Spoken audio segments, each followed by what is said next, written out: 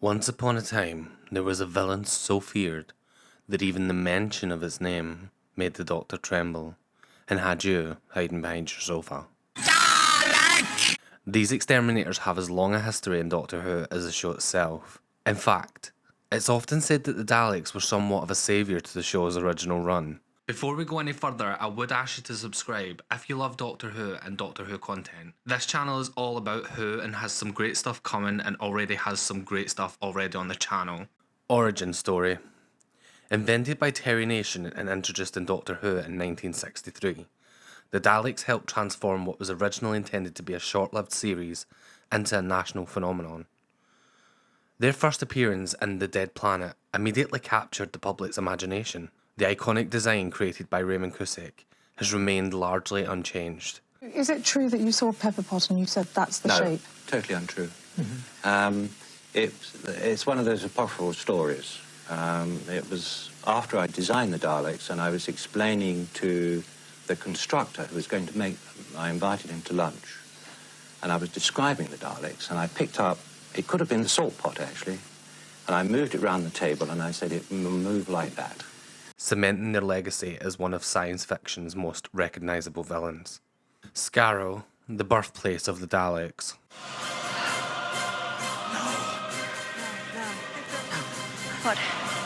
What is it? Where are we? Skaro! You brought me to Skaro!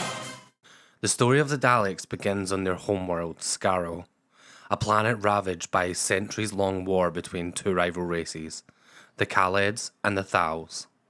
This brutal conflict eventually escalated to the use of neutronic bombs, which bathed Skaro in a deadly radiation, rendering it uninhabitable. In the final days of the war, the 12th Doctor encountered a young boy named Davros, trapped in a minefield. Despite knowing the dark future that awaited the child, the Doctor chose to save him, a decision that would have lasting consequences.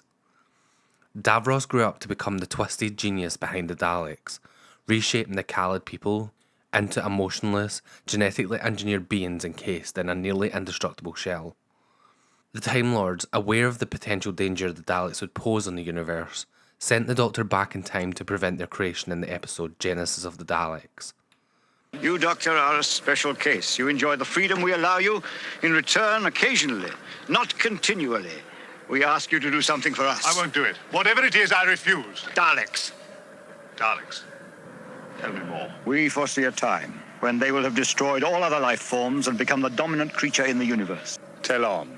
We'd like you to return to Skaro at a point in time before the Daleks evolved. Do you mean avert their creation? Or affect their genetic development so that they evolve into less aggressive creatures.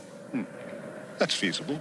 Yet, the Doctor faced a moral dilemma and ultimately chose not to destroy them outright, reasoning that even such a destructive force might have its place in the universe.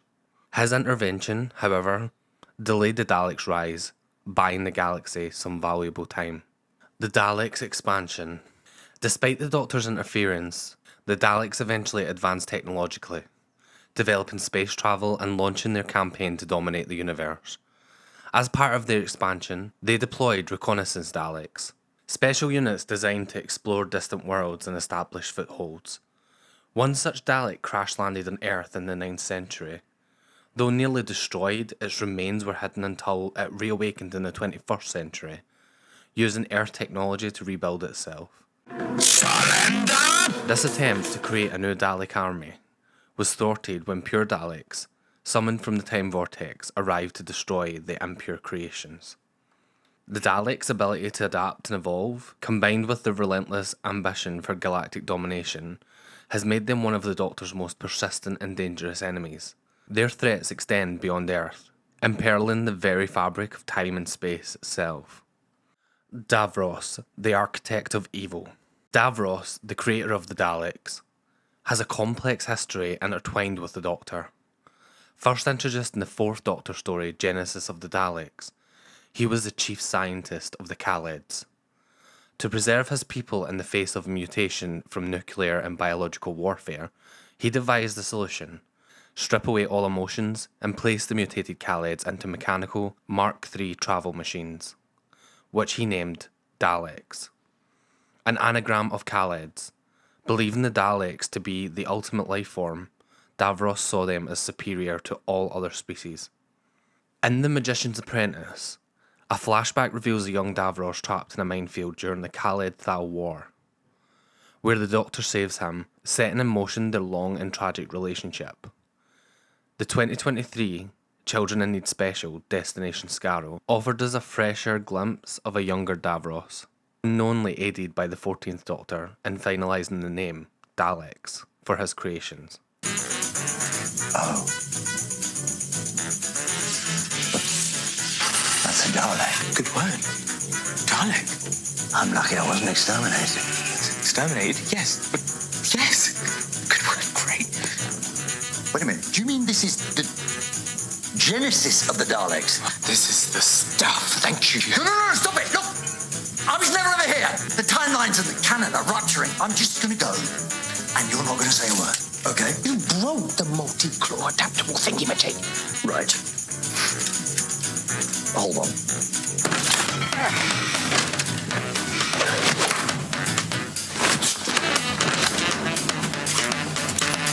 Never here. Now, where were we, Mr. Castiglione? The splendid design of my secondary.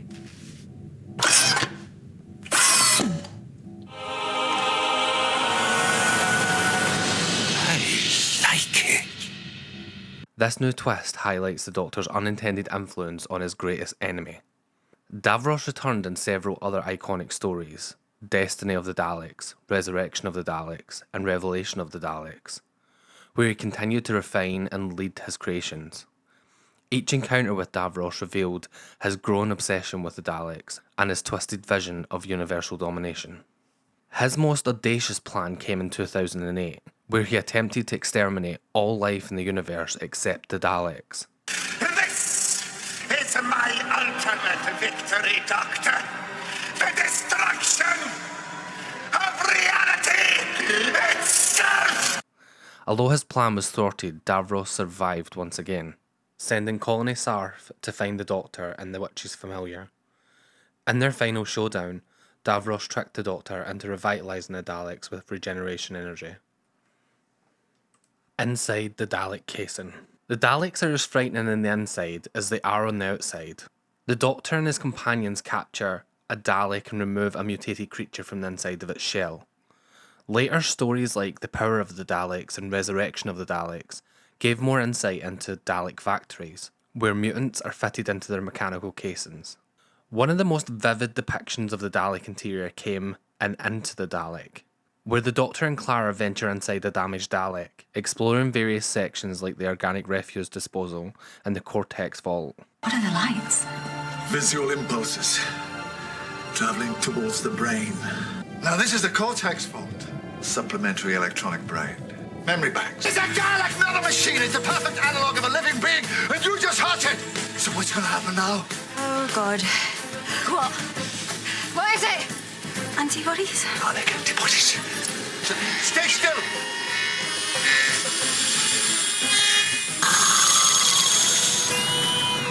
Oh, my God, what's it doing? They've dumped him in here. Organic refuse disposal. We need to get in there. These scenes expose just how terrifyingly integrated the organic and chemical components of the Daleks are, blurring the lines between a living being and a machine.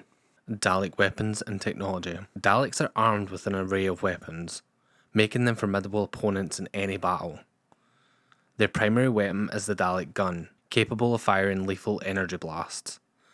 They're also equipped with a variety of specialised tools, including the Dalek manipulator arm for handling objects and the seismic detector, which assists in locating the Tardis. More advanced weaponry include the flamethrower for cutting through barriers and the electrode unit for manipulating electric currents. Even within their factories, Daleks possess tools like the Dalek scoop, used for placing mutants into their casings, and the claw arm, which includes a flamethrower. The Dalek Casing. The Dalek's casing is an intricate, layered piece of engineering designed to shield the Dalek organism inside while allowing it to function autonomously as both a foot soldier and a tank. The outer shell is crafted from Dalekanium, a nearly indestructible alloy resistant to most conventional weapons, chemical attacks, and environmental hazards. The metal makes the casing incredibly durable, especially when the Daleks form a group. Each casing has a sleek, cylindrical shape, wide at the base to provide stability, and tapers towards the dome at the top. The dome rotates a full 360 degrees, allowing the Dalek to observe its surroundings without even having to move its entire body. The most distinctive feature is the central eye stalk, which projects from the top of the dome. This eye stalk is outfitted with advanced sensory technology, granting the Dalek keen visual acuity and data analysis capabilities. The end of the eye stalk features a blue, glowing lens that gives the Dalek a stark, cold appearance. If damaged, a Dalek can be rendered blind. My vision is impaired! I cannot see! My vision is impaired! I cannot see! Effectively neutralising it. Though, even without vision, they can still pose a threat due to their other sensors built into their casing.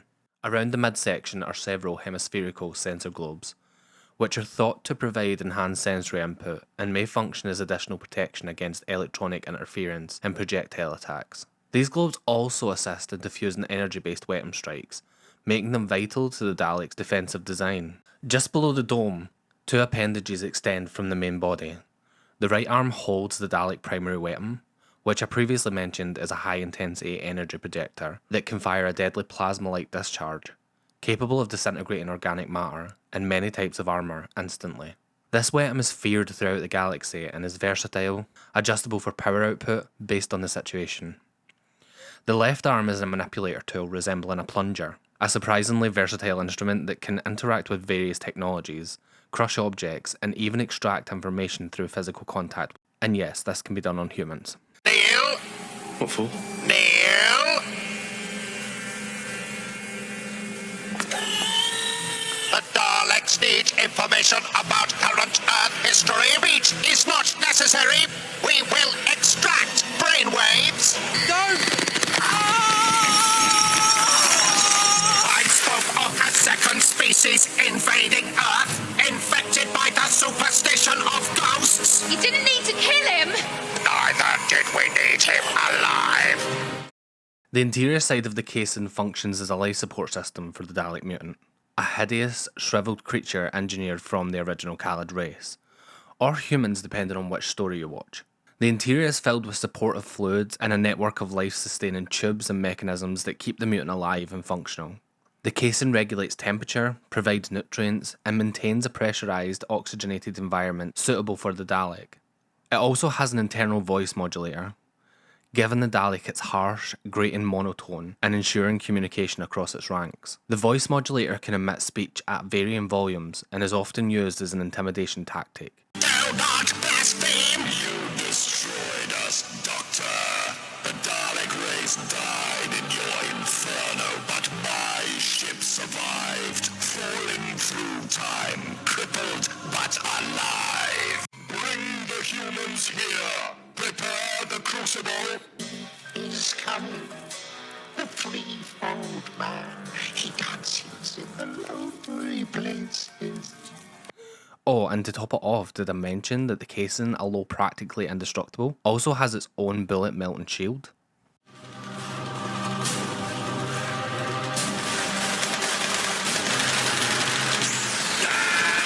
Dalek Spaceships. The Daleks' interstellar capabilities are just as advanced as their ground forces.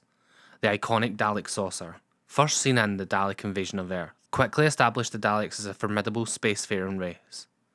Over the years, the designs of their ships evolved, with time machines debuting in The Chase, and more heavily armed battleships appearing in stories like Resurrection of the Daleks. Their most ambitious creation, however, was the Dalek Crucible, a massive space station designed to serve as their new home after exterminating all other life with a reality bomb. Dalek patrol ships from the Time War and Void ships, as seen in the Army of Ghosts and Doomsday, demonstrate their ability to traverse time and space, ensuring their continued dominance. The Hive Mind, a collective consciousness. The Dalek Hive Mind is one of their greatest strengths. The collective consciousness links every Dalek, allowing them to operate with perfect coordination. Through this hive mind, orders are issued by leaders like the Supreme Dalek, the Emperor, or Davros himself, ensuring absolute obedience.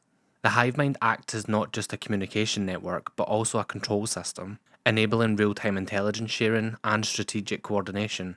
It eliminates individuality, reinforcing the Daleks' belief in their own superiority and enhancing their military efficiency. Dalek instincts, a drive for supremacy. At the core of the Daleks' being lies an instinct for survival through domination. Created by Davros to be the ultimate survivors, the Daleks are driven by an unshakable belief in their own racial purity and superiority. So you created an army of Daleks out of the dead? That makes them half human. Those words are blasphemy! Everything human has been purged. I cultivated pure and blessed Dalek. Especially all non-Dalek beings. One of their most primal instincts is survival, but unlike most species, the Daleks achieve this through conquest rather than adaptation.